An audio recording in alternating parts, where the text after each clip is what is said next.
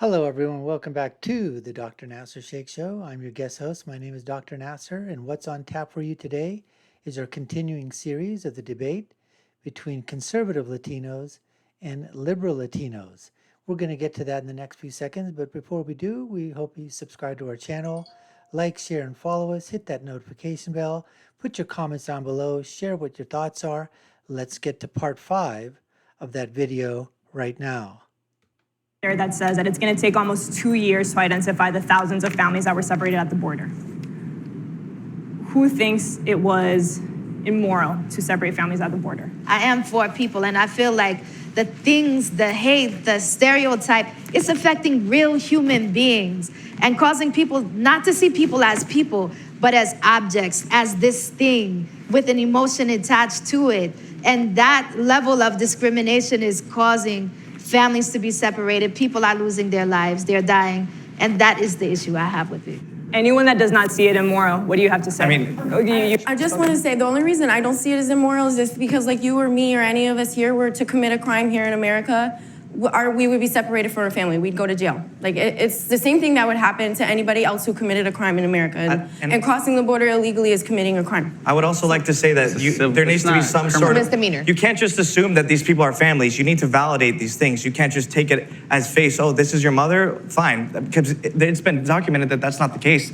That the coyotes are using children and as cover, saying that they're their dad for protection. You need to validate these things. You can't just take someone's words and take it for face value. Play devil's advocate here. Imagine if that was your mother with you.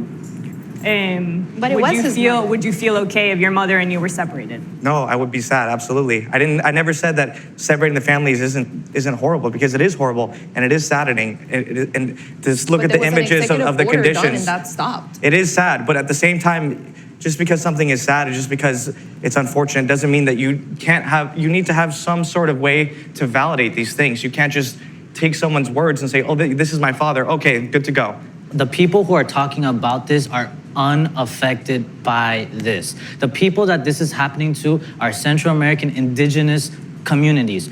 Claudia Gomez was a Maya woman, or little girl really, who got shot at the border. There are families being separated. These are indigenous children, and this is literally replicating the Indian Removal Act. This not only displacing indigenous communities from their pueblos, but also separating them from their families, which is the history of the United States. And this is literally a continuing. Yes, they're doing it out of force. Not always. Back home, I came here.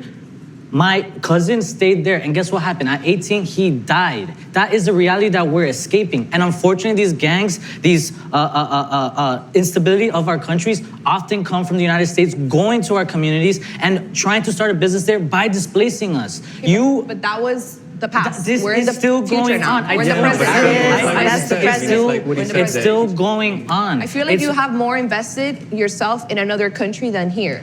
You care more about another country than here. This is my problem. These are borders. These are man-made borders. I don't care. I care about people. Period. I know. There's a border. And I just got to stop it right here. See again, leftist, socialist, Marxist. You know this person here, basically. He said he doesn't give a damn about borders. He doesn't care about borders. He cares about people. It just so happens that you can talk like that, you can be like that in the freest country in the history of the world. You can do it on American soil. And again, virtue signaling at its height, folks. I mean, how high do you have to be to do the virtue signaling? That is so easy to do when you're on the left. Virtue signal that I'm so high and mighty, I'm morally superior than you are. I have feelings, I have empathy. There should be no borders. No, say that to other countries. Say that to China. Say that to Mexico. Say that to India. Say that to Canada. Say that to any other freaking country. And you'll get an absolute earful of how stupid and idiotic you are. But it feels good to say it. At the end of the day, you can go home and say, I participated in this debate. And you know what? I empathized. I was a person that virtue signaled. I was the one that showed mercy. I was the one that had compassion. And all those other schmucks that were on the conservative side, the Donald Trump people and loved the border wall, they were just a bunch of racists, even though they're Latinos as well. That's basically what's happening. That's what all these, this is what this lefty's going to do, and this one, and this one, and this one, and this one over here. Absolutely, that's their thoughts, because they're virtue signaling that they're morally superior than him and her and him and her. Let us continue.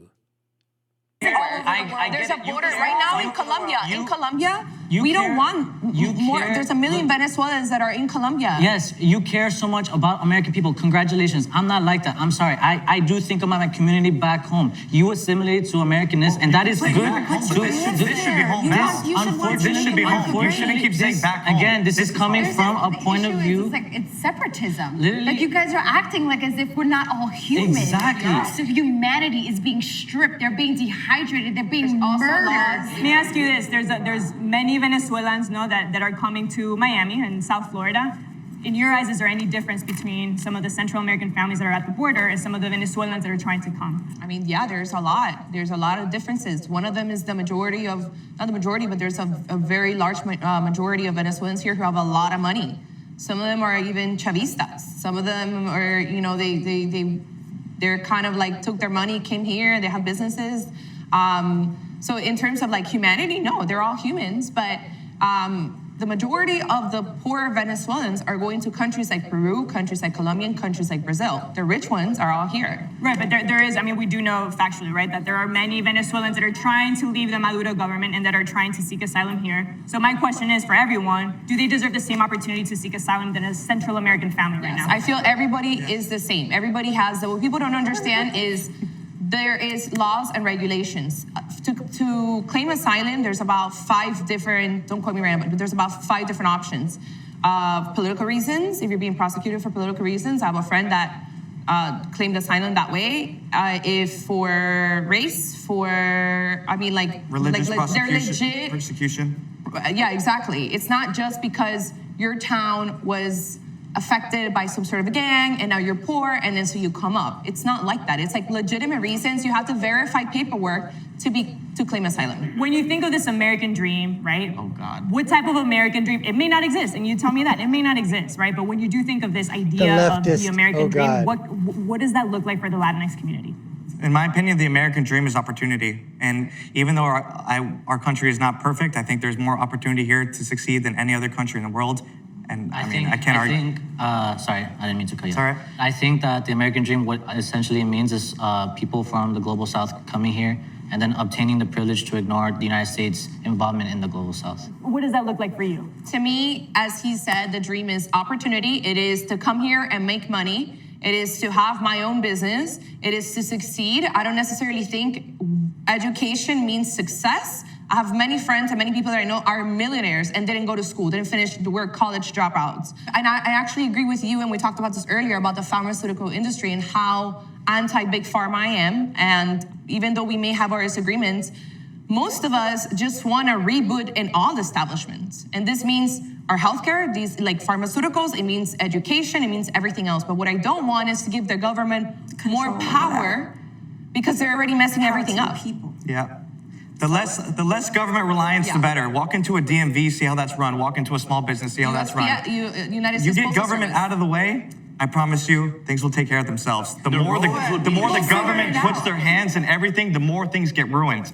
Okay? For me, the biggest issue that has happened with the change of government is how people relate to each other. I think a lot of respect has been lost. And policy aside, which is really important, I think I look for a day when people can come together and disagree, but still respect each other. Our country has become... Now, when she's talking about this thing here, where was all this talk about division during some of the most polarizing years during the Obama monarchy, right? When, our monarch in chief, Barack Obama, right? Talk about being a divider among racial lines. Everybody thought that was going to be the big uniter. Instead, he was divider in chief. So divided that you can't even sit down with your neighbor. But it's worse than ever. No, we just are finally. I'm trying to agree. The only one raising their hand. Go. What do you have to say? Okay. What I will say is, we can agree to disagree depending on the issue. But if I meet someone and they say I want your parents deported, I'm not going to be their friend. I'm not going to be like, oh, I agree to disagree with you. That affects my life personally. I had to drop out of school for 2 years because of Trump's administration. Would you ever be friends with any of the people that voted for Trump here? Fuck no. I would not. Okay. I'm What about sorry. you? Anyway, so let's just end it right there. And we'll take that question in our next segment that we have. But it just, again, goes to show you that obviously these disagreements and, run very, very deep, polarizing, opposite ends of the spectrum. People basically, again, for government, for policies, the left people, the Latinos that are on the liberal side, the left side, victim mentality, racism, systemic racism, imperialism, oppressor of the white society versus the brown society. I mean, it's all there just percolating and it just come bubbling up, to the top in all those. And the ones that are conservative are basically saying this is the American values where, you know what, you have equal opportunity. We don't have equal outcome, but the opportunity is here.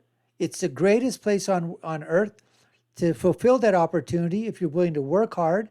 Yes, you might have, listen, there's always going to be some type of disadvantage for somebody someplace, because someone's always going to have some advantage that you don't, and you're going to have some disadvantage that they don't, and vice versa. That's going to happen in every society. It's going to happen down in Venezuela. It's going to happen in Latin America, in Puerto Rico, in Costa Rica, in Nicaragua, in Cuba, everywhere. There are people that are born with advantages. There are people that unfortunately, were born with disadvantages. Just in terms of the family, you're born into a wealthy family, a millionaire family, you can have a whole lot more advantages than somebody born into a poor family. Get born in a village versus in a city. I mean, come on, folks. It's as simple as that. But then when you try to throw these extraneous factors out there about an oligarchy, a patriarchy, racist society, bigoted society, they don't like brown skin, they don't like black skin, they don't like yellow skin, racism, everything is, victim mentality, the whole thing, of course. And then you just force feed that over and over in a vicious cycle, vicious loop. You're going to start thinking like that, and things are going to happen. That's going to happen like that all the time. Anyways, we appreciate you taking the time to watch. You've been watching the Dr. Nasser Sheikh Show. I've been your guest host. My name is Dr. Nasser. If you have done so already, subscribe to the channel, hit that notification bell, like, share, and follow us, comment down below, and I'll leave you with my final thought, which is, when you're right, and when you're left, you're wrong. I'll see you again next time, folks. Take care and stay safe.